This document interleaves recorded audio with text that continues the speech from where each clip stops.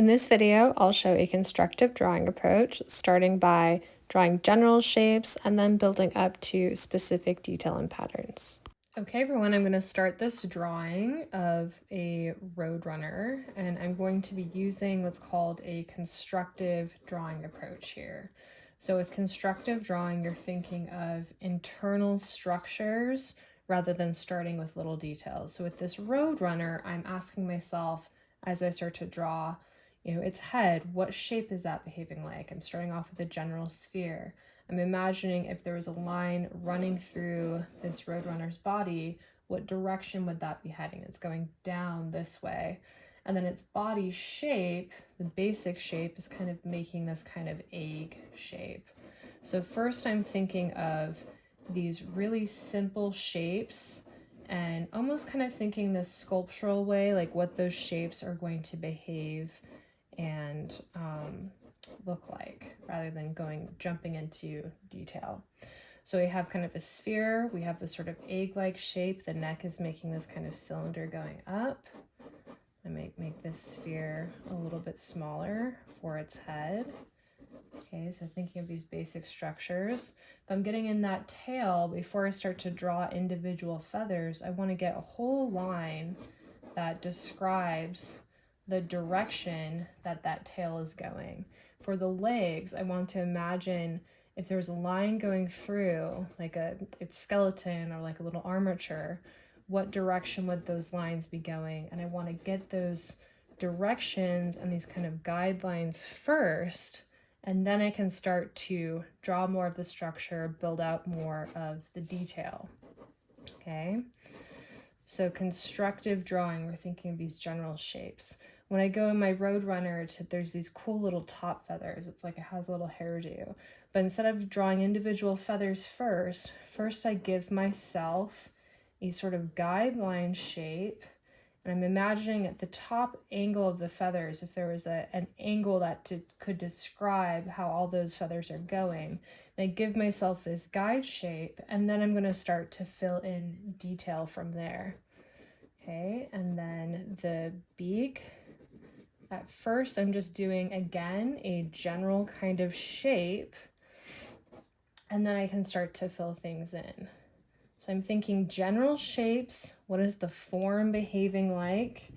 And this also allows me to place these general shapes and then see if the sizes are feeling good, like I'm capturing a good sort of proportion for my, in this case, my roadrunner, right? And this also means that I'm not spending a ton of detail refining one area and then moving along and then realizing later that I've drawn something out of proportion and I've spent a lot of time and I need to redraw it. This allows you to kind of place down shapes quickly and make sure you're liking those placements and sizes before you start to invest in a lot of detail. Getting in some of these feathers. I want to bring out its body a little bit more. Its body's curving down. Okay, I'm kind of liking the general direction of things.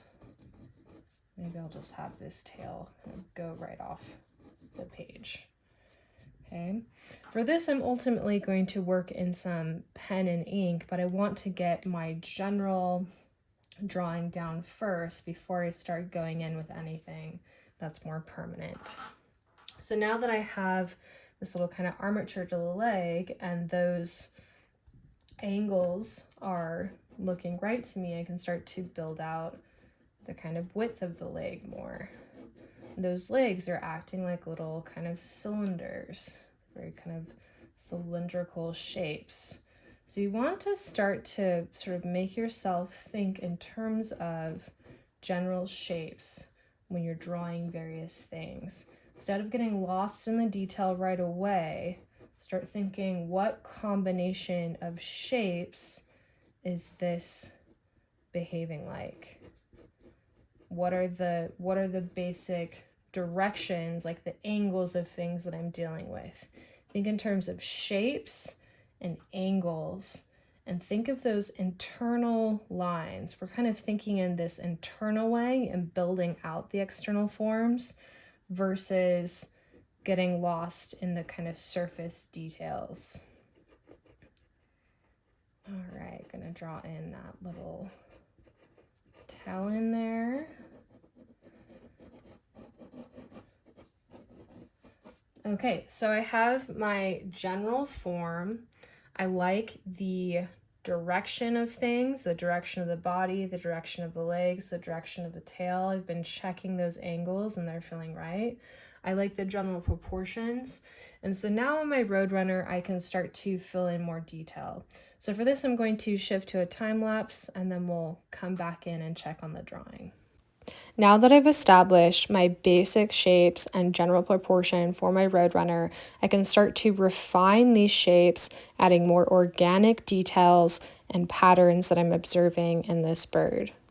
Even for these more specific details, I'm thinking, what is the general pattern that I'm observing? You can see here that I place guidelines for where these feathers should go so that I'm making sure they're kind of sticking to the right path and are about the right size. Look for general patterns and build up to specific detail. Here is the pencil outline for my Roadrunner. In the next video, I will show going over this with ink and transforming this drawing into a coloring page illustration.